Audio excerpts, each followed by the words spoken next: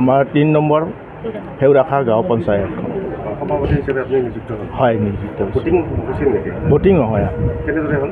আমাৰ যিটো এটি চিলেকশ্যন হিচাপত হৈছে নিৰ্বাচিত। পৰৱৰ্তী কাৰ্যসূচী কি হ'ব আপোনাৰ?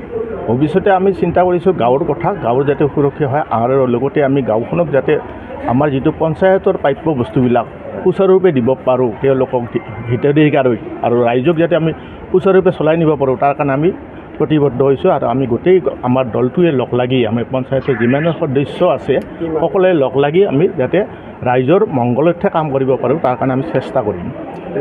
কোন দলৰ?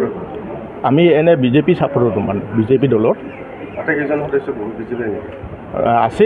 এটাতো সহযোগী দলৰ আছে আৰু এজন আমাৰ CPM-ৰ আছে, তেওঁলোকেও আমাক সমৰ্থন জনাইছে। CPM-ৰ সমৰ্থন জনাইছে? হয় হয় হয়, আমাক জনাইছে গোটেইকেইজনে। কোনে সমৰ্থন জনাইছে আপোনালোকক? আমাৰ আহকচোন বিজয় দেৱ, তেওঁ আমাৰ হেৰিত ছাপোৰ্ট কৰিছে আমাক।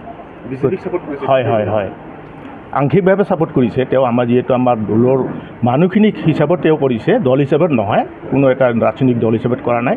তেওঁ মানুহ ব্যক্তিগত হিচাপত তেওঁ আমাক ছাপোৰ্ট কৰিছে।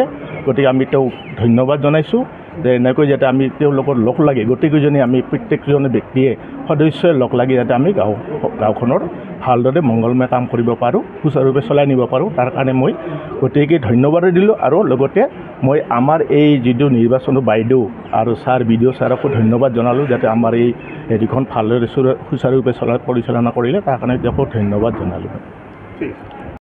উন্নয়ন খণ্ডৰ অন্তৰ্গত আজি ৩ নং ফেউৰাখোৱা গাঁও পঞ্চায়তৰ আমাৰ সভাপতি আৰু উপসভাপতিৰ যি বাছনি প্ৰক্ৰিয়া সুন্দৰৰূপে ইতিমধ্যে আমাৰ সম্পন্ন হৈছে। আমাৰ কোনো ধৰণৰ নিৰ্বাচনী প্ৰক্ৰিয়াত আমি যাবলগীয়া নহ'ল, কাৰণ আটাইকেইজন সদস্যই আৰু সদস্যাই একেজন প্ৰাৰ্থীকে মনোনীত কৰিছে।